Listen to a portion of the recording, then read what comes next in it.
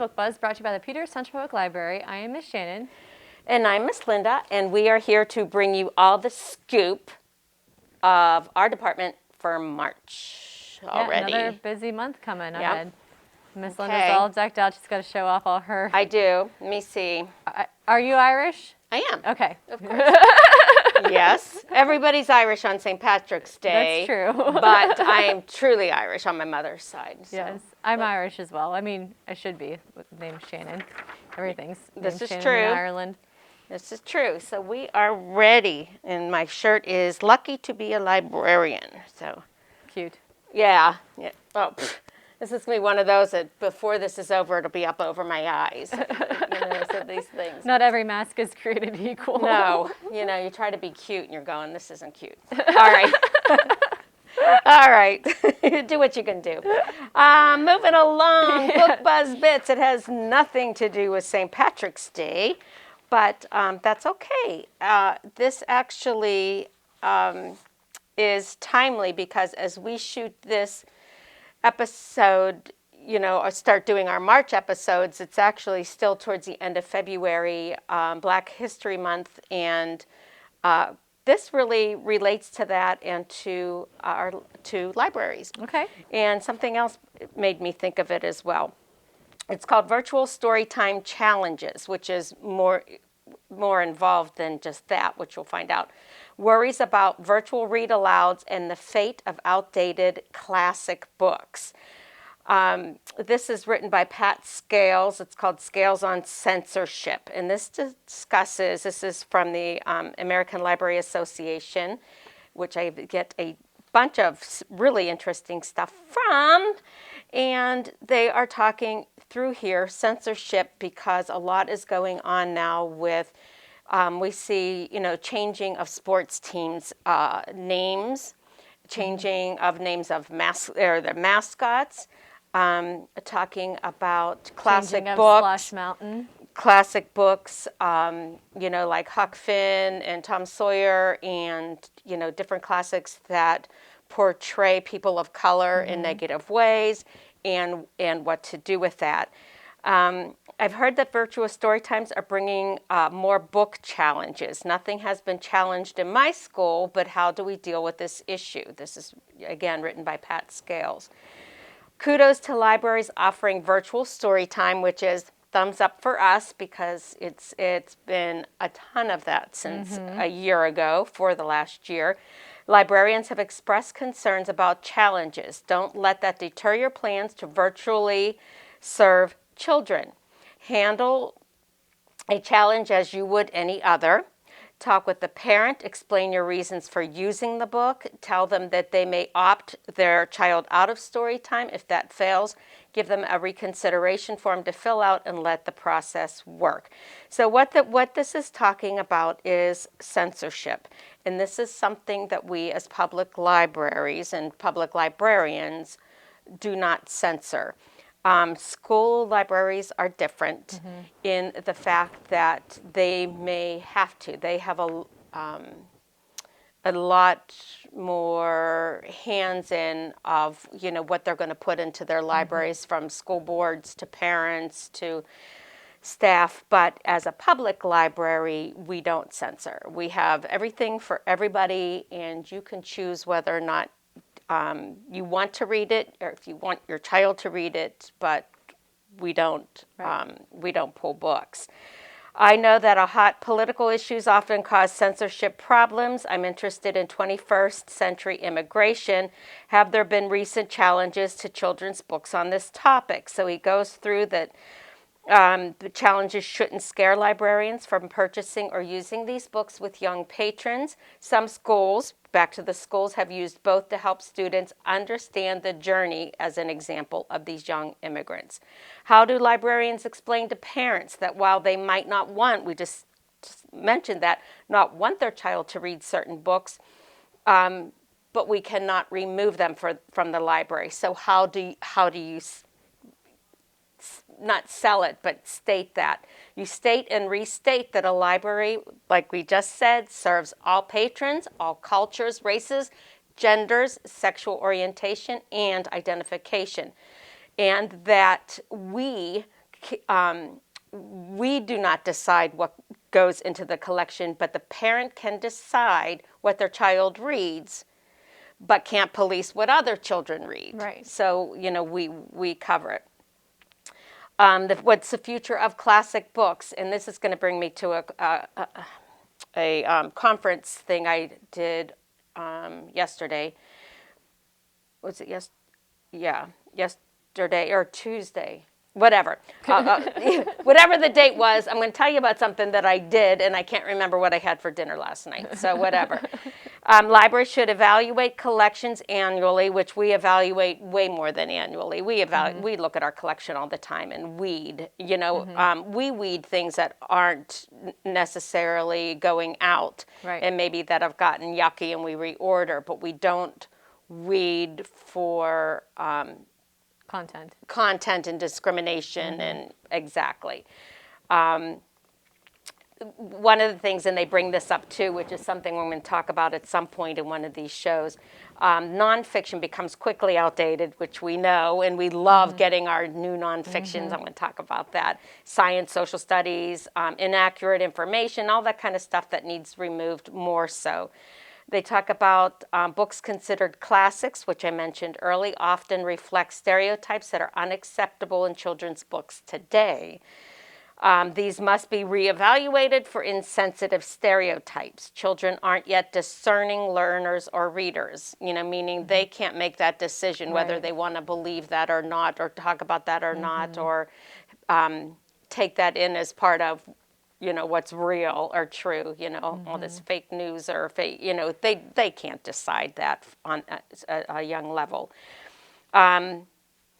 But school libraries aren't archives, so librarians, they do have to be willing to let go of titles even if they feel personally connected to them, whereas public libraries, we have the space to archive classics that are no longer appropriate for the collection.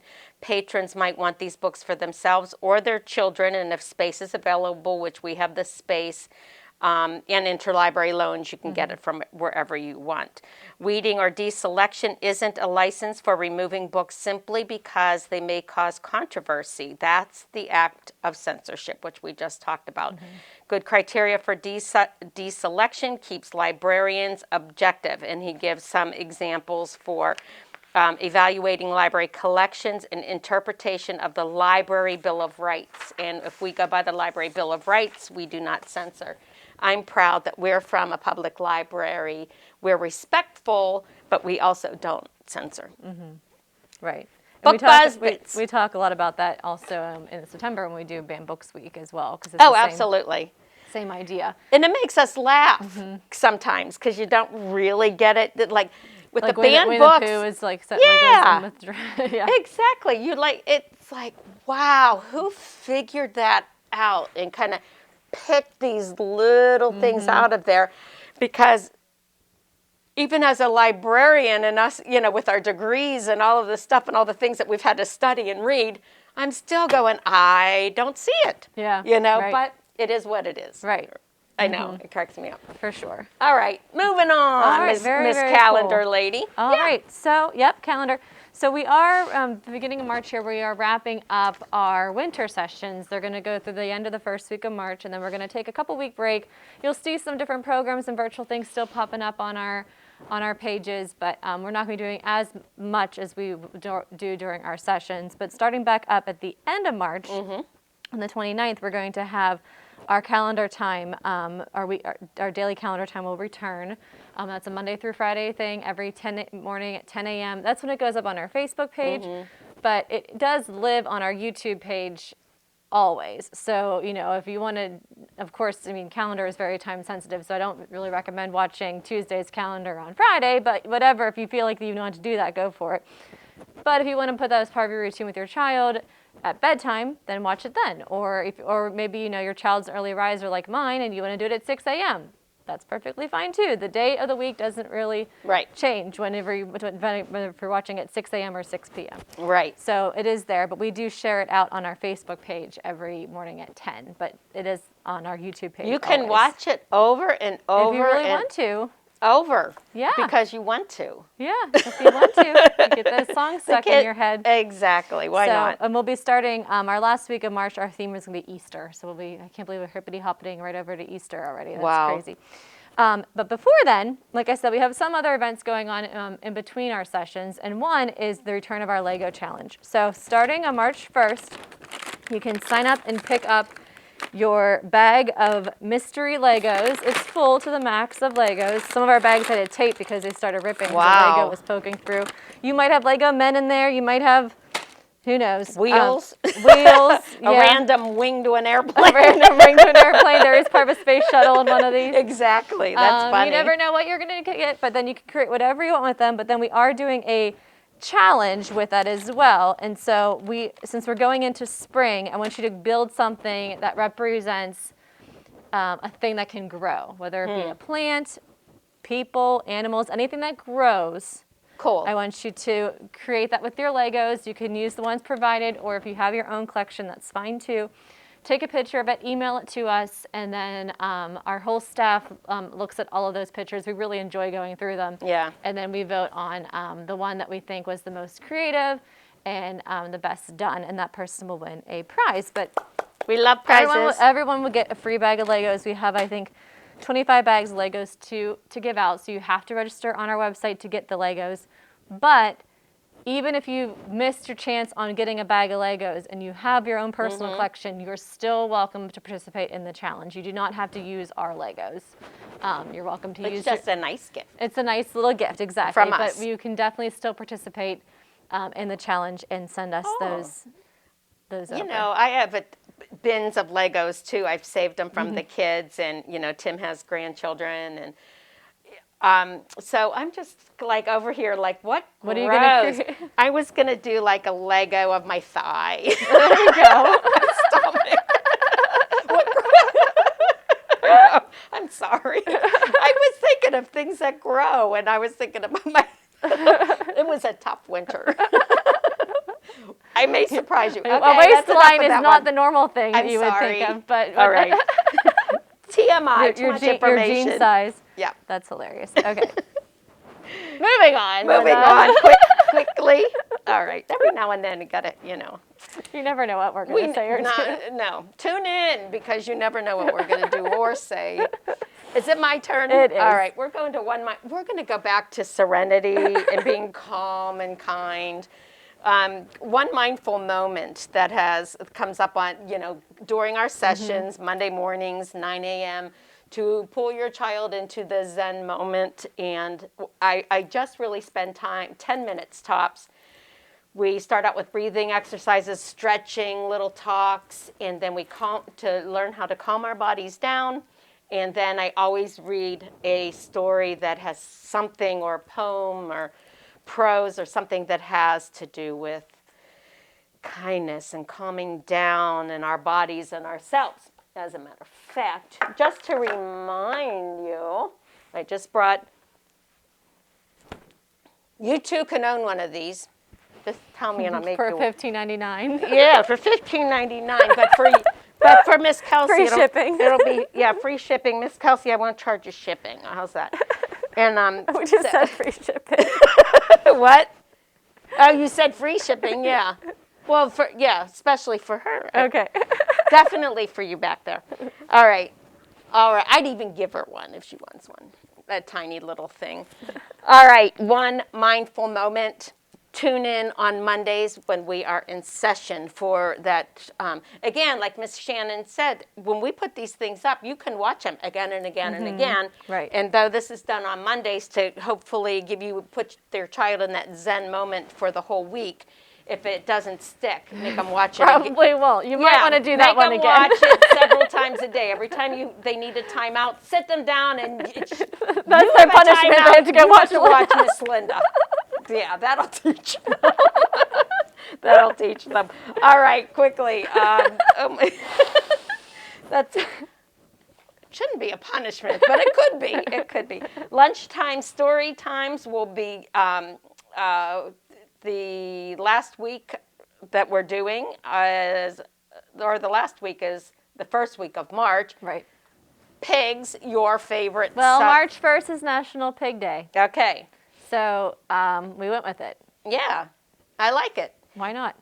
And then I almost, if it wasn't for wanting to wear St. Patrick's Day stuff, I thought about the pajama thing.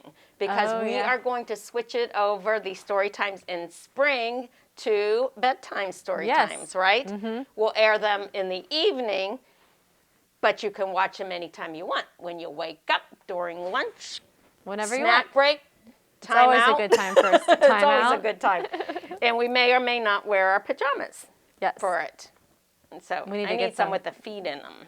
But oh, yeah. You have some, I used right? to. I wonder if I still do. I have to look for them. Might be a little bit hot going into the spring where Exactly. I'm in a onesie, though. So watch, beginning in spring, bedtime story times at 7 p.m. during our spring session. All right, perfect. You're on. Okay, so some teen and tween activities coming up. We've been doing every couple weeks. We have like a fun kind of a take and make activity specifically designed for teens, a little bit more difficult than we put out normally for the littler ones. So we're going to do friendship bracelets March 12th. So you'll get all the materials you need, directions on how to make a friendship bracelet. And then Miss Cindy had started this really fun Choose Your Own Adventure book club. We actually got a really nice card from a patron about it recently and how much they enjoyed it. And she reads a Choose Your Own Adventure book. She picks one of the more simple ones. These are from our in-betweens, like our beginner chapter books. And she reads it with the document camera so you can see all the images and everything. And then you get to choose as a group through Zoom. There's a Zoom discussion going on at the same time what you think should happen next. So the one for March is going to be Monsters of the Deep. And so stay tuned for that. That will be on Saturday, the 13th, 10 a.m. But that you do have to register for that in order to get the Zoom link to be able to participate in it, because it is a live program. It's not pre-recorded. Cool. Yeah. That's always fun. Okay, moving along, Tween Book Club. The book for this month that we will discuss on March 25th at 4:30 on Zoom is going to be a book by Sharon Draper called Blended, which I think is very appropriate for the times that we're going through to, teach kids about compassion and, understanding. 11-year-old Isabella, whose father is black and mother is white, is used to these kinds of comments, but it doesn't mean she likes them. The comments like, you're so exotic, you look so unusual, but what are you really? On and on and on. It's going to teach the children more about inclusion and great topic. I'm actually getting good feedback already from parents that have messaged me and said they're glad that I picked this and that the kids are excited. And, on a side note, because we're filming this at the end of February, today is my Zoom Tween Book Club with this past month's book. Very cool. Yep. STEM, real quick. How about this? Who knew that you could learn math with a deck of cards? Very cool. Everybody's getting a deck of cards with a little flyer that talks about 10 things you can do with a deck of cards. In it comes all of these ideas. That's called Card Deck Challenge. So what it is like you put them on where you can't see them, and then you pick a card. You pick one, and it'll say on the other side, okay, play 52 card pickup. It'll give you these games that you can. 52 pickup was a very awful trick that was played on me as a child. But I would make it even more awful. Actually, no, it's not awful. It's learning. That's what it is. Well, if they know what they're getting themselves into and not their older cousin just be like, hey, do you want to learn a new game? It's called 52 Pickup. Yeah. And they throw all the cards on the floor. Yeah. That was me. This is the kinder, gentler version that you're just going to nicely just kind of toss them and you pick them up. But then count as you do it, 1 to 52. Yeah, and then maybe you can count by twos. Oh, my gosh. 2 bars. Well, okay. Advance. I was practicing. Or fives, or, okay. All right. If Very you sign cool. up, it's limited registration for all of this. Get your free little so- deck of cards up there, though. That's Yes, fun. you do. I'm always giving away stuff. We always are giving away We stuff. always got stuff to go. All right. So you talked about the Tween Book Club. Yep. We talked about the Choose Your Adventure Book Club. We also do have a Teen Book Club, but the difference with that we're doing right now anyways, we're trying something a little bit different. Instead of everybody reading the same book, it's just going to be a more casual conversation about what you are reading and trying to like discuss with your peers like different books and get ideas, because it's all, we can recommend books to people and to teens, but the teens do like to hear what their peers are reading and things. So that's what it's going to be, more casual. It's called Pop and Read. So you do get a can of pop and a bag of popcorn when you register. And then you can have your little snack and just kind of get on to Zoom with Sydney and I and talk about what you're reading.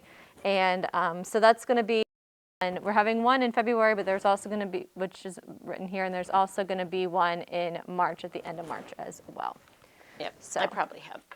Go ahead. Keep going. I might have that. And date then on. International Women's Day Book Bingo. So the kids are loving bingo. Kids of all ages love bingo. So we're having a one for International Women's Day. So you can register. You'll get a little kit of all your bingo supplies, including a bingo card with a bunch of famous females on there, including Emma Watson, because, she's awesome. Yeah. Okay.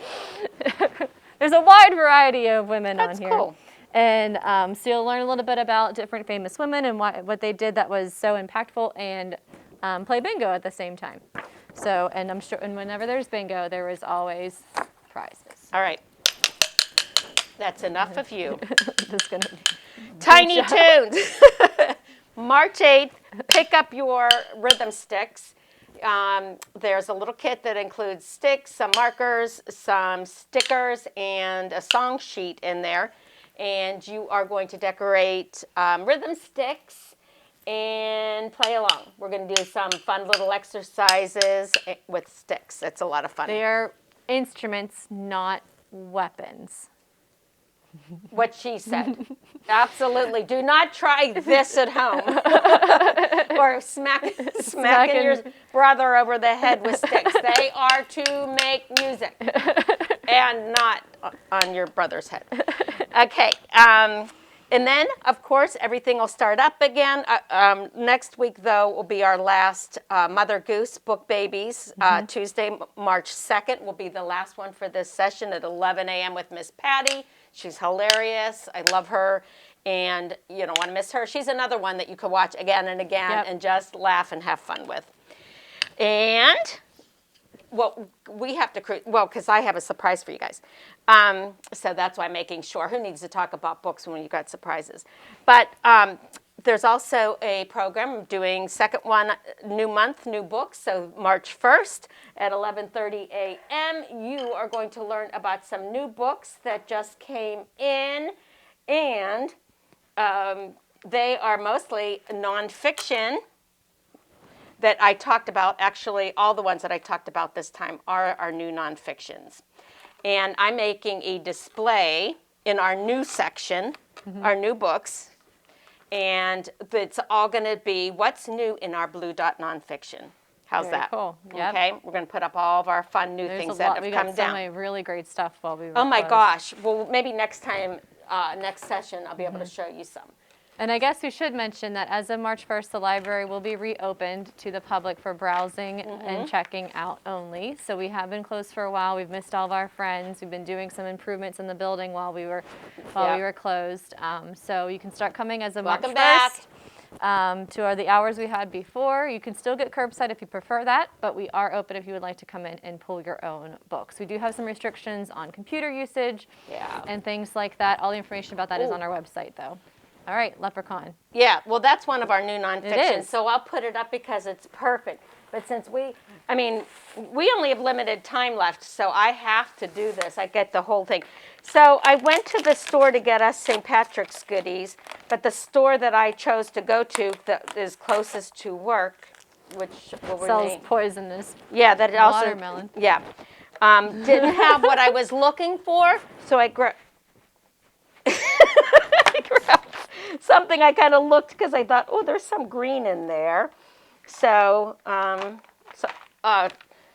washed my hands today. So I have green St. Patrick's Day cookies Very for Miss nice. Shannon and Miss Kelsey and Thank myself. you. So there actually ends up. I was going to have to suffer and have a different color if there wasn't enough green. Oh, there's even an extra green. Okay. So with that, can you reach? We can say Happy St. Patty's Day. Happy. Happy, happy. I'd rather eat a cookie than like green beer or anything. I'm not a beer. I'd rather eat a cookie. So happy St. Happy Patty's. St. Can we Patrick's take it Day. off and have a bite? Or I'm gonna take it off for a bite when we're eating or drinking. Okay. See you next time. Yep.